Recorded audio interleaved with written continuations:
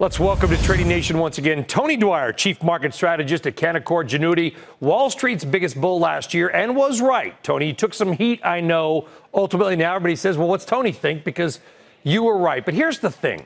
Even the best years of the market have tended to have some kind of a correction. Last year was the exception. I don't need to remind you of that.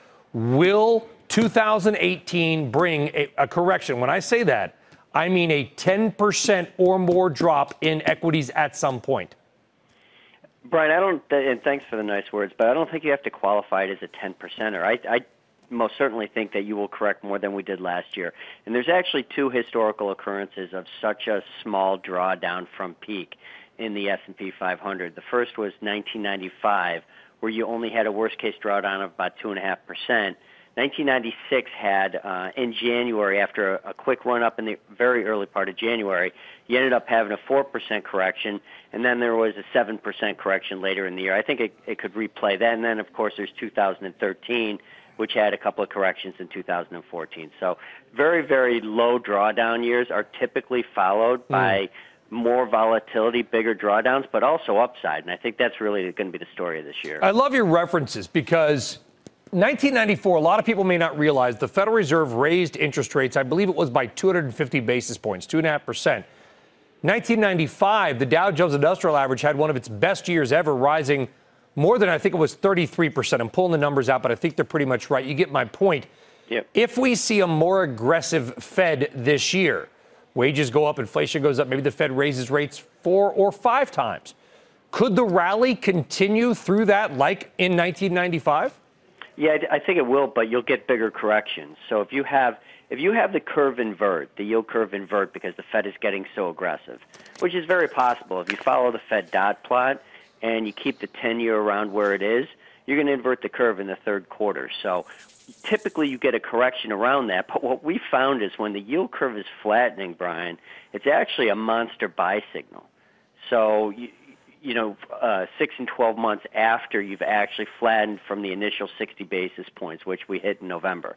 So I think we got to be careful about getting too bearish because we've had a good year.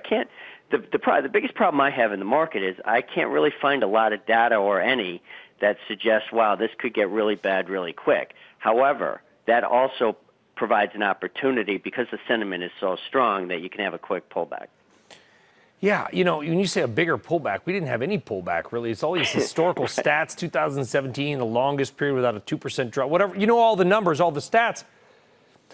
Do you believe in some ways that ETFs have distorted our historical norms in any way, that everything's just kind of going up and maybe everything will go down together and that historical comparisons we like to have aren't as relevant? It's a little bit different every cycle, Brian. But what about 1995? How do you say that we had a smaller drawdown in 1995 than we did this year? What happened then? Why is it so different? No, but in 95, you bought mutual funds or individual stocks. Now, Tony, it's more of, I'm going to buy the SPY or a couple of broad ETFs and forget about it and let it run.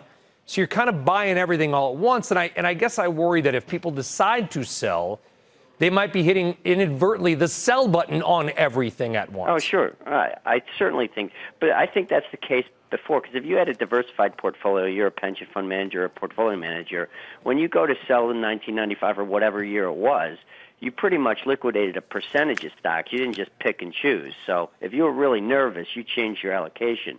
So the one thing, Brian, you and I have been doing this a while, human nature doesn't change. When you get euphoric, you have an increased risk. When you have high pessimism, you have decreased risk. And this week you had investors' intelligence bears came in at under 14%.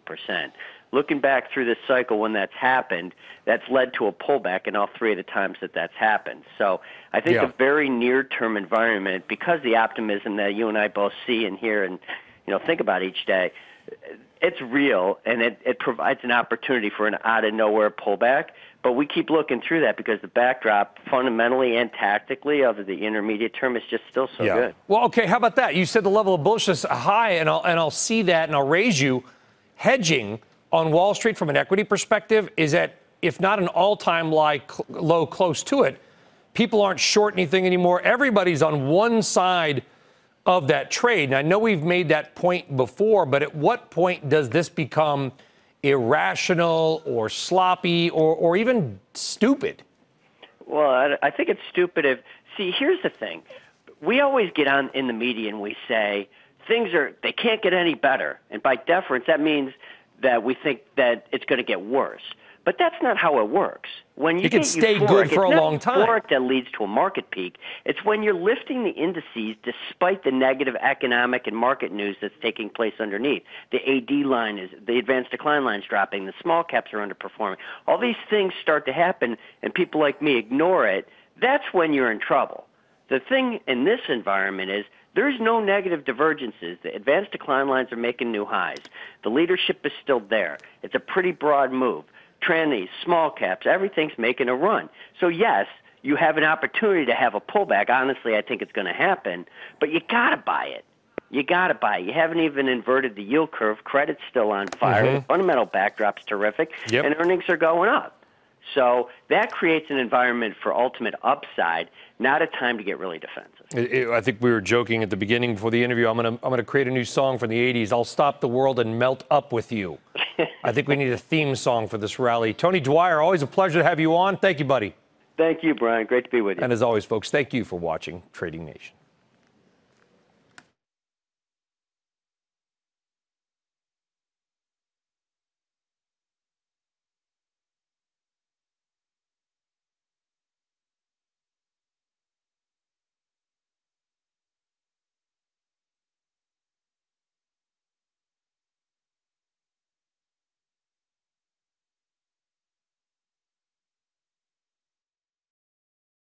Hey there, thanks for checking out CNBC on YouTube. Be sure to subscribe to stay up to date on all of the day's biggest stories. You can also click on any of the videos around me to watch the latest from CNBC. Thanks for watching.